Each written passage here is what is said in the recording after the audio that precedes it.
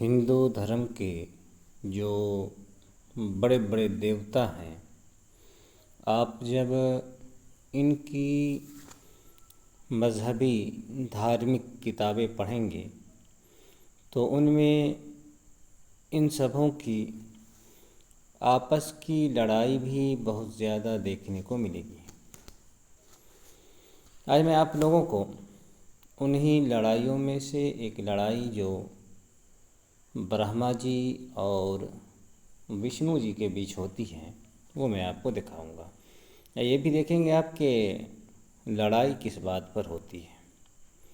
उस चीज़ को अगर आप देखेंगे तो वाकई आपको हंसी भी आएगी कि देखें जो इनके देवता हैं, जो इनके बड़े भगवान माने जाते हैं, वो किन चीज़ों पे आपस में लड़ रहे हैं। तो ये जो किताब है आपके सामने खुली हुई है, ये है शिव महापुराण। शिव महापुराण के मैं छठे अध्याय से कुछ पढ़ूंगा और छठे अध्याय या और इसका जो खंड है ये मुख्तलिफ 11 या 12 खंड में ये पूरी किताब है। तो इसका मैं छठा खंड पहला खंड पढ़ूंगा और उस पहले खंड का ये छठा अध्याय होगा। तो मैं देखता हूँ ये किताब है, कोई ये नहीं है, तो मैं आपको ये 7वां हो गया, ये छठा है। तो आप इसे देखें।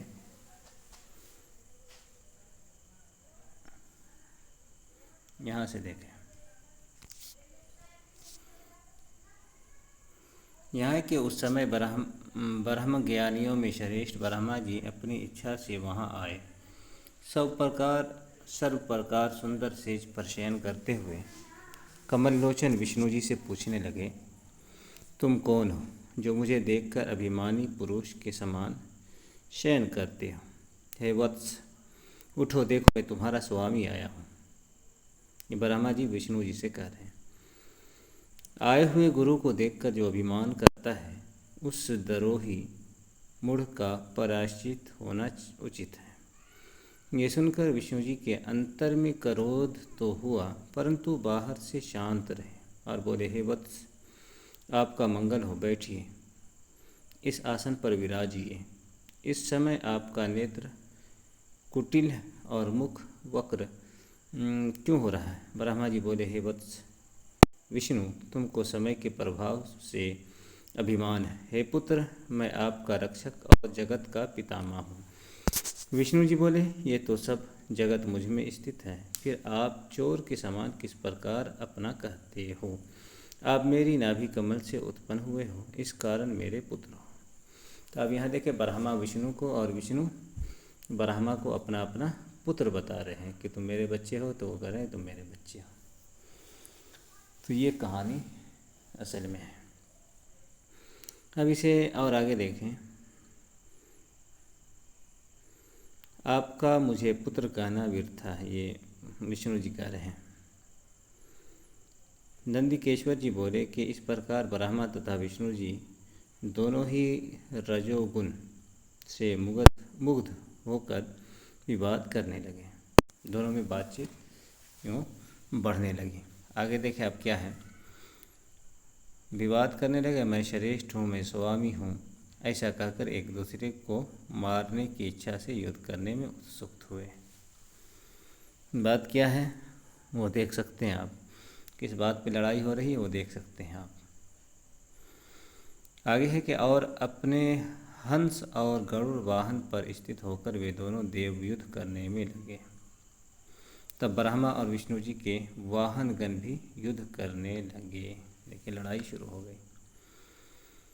तब सर्व देवता विमानों में बैठकर उस महाअद्भुत युद्ध को देखने चले आए और आकाश से उनके ऊपर फूल बरसाने लगे। तब विष्णु जी ने क्रोध कर ब्रह्मा की छाती में अनेक प्रकार के बाण और अस्त्र मारे और ब्रह्मा जी भी महाक्रोध कर विष्णु जी के हृदय में अग्नि के समान दुस्सह बाण और अनेक शस्त्र मारे। उस युद्ध में ये बड़े आश्चर्य का व्यापार होने लगा। तो ये लड़ाई जो है बहुत दूर तक चल रही है। इस अध्याय के अंदर भी है और आगे के अध्याय में भी आप इस चीज़ को देखेंगे।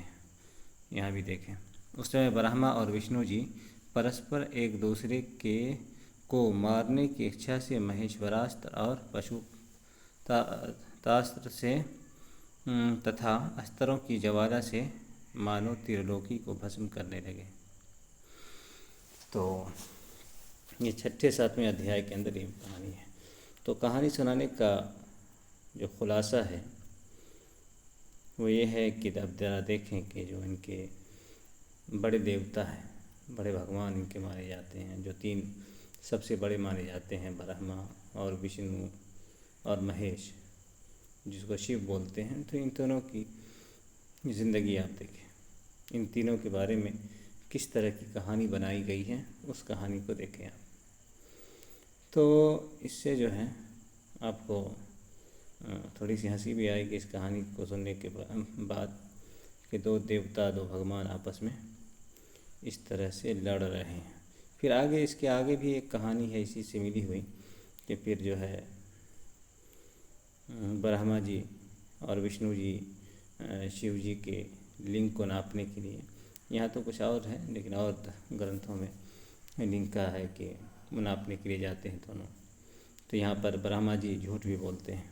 जैसे यहाँ पर लिखा कि ऐसा कहकर ब्रह्मा जी ने बारंबार केतकी के पुष्प को प्रणाम किया और कहा, ये आज्ञा है कि आपदा में झूठ बोलने में दोष नहीं होता।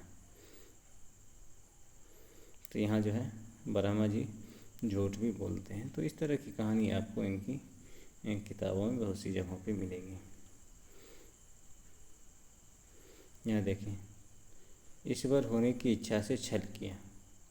तब एक कंधरा रहित ब्रह्मा जी से शिव जी बोले कि आपने कपट किया और अपनी पूजा और ईश्वर होने की इच्छा से छल किया, इस कारण लोक में आपका सत्कार नहीं होगा, आपका स्थान। तो इस तरह की बातें ये भगवान बनने के लिए छल भी हो रहा है, झूठ भी बोला जा रहा है, कपट भी किया जा रहा है। तो सारी चीज़ें हो रही हैं और आपको ये सारी चीज़ें यहीं मिलेंगी।